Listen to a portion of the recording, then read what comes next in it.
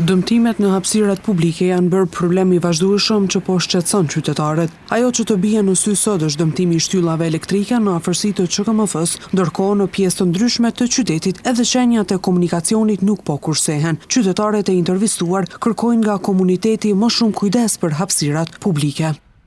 Vetë qytetarët duhet të kenë parasysh atë se kjo është pronë e përgjithshme e përbashkët publike, cilën duhet ta kemi parasysh dhe duhet kujdesim ndaj saj.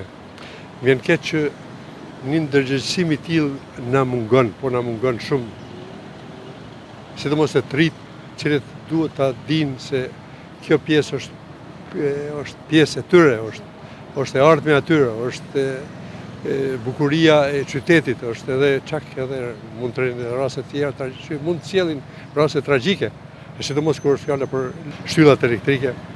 Mendoj se qytetarët duhet të kenë kujdes të gjithnjë. Nuk është vetëm në rreth në shtëpi, rregullin e shtëpinë dhe aborrin, e jashtë derës aborri le punën shkëlqyer se duhet shteti në punët.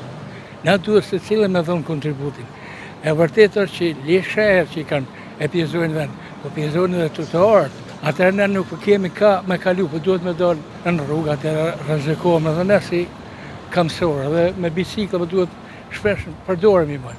Këtu zgjedhja ime është kjo, secili me dhon kontributin e vet.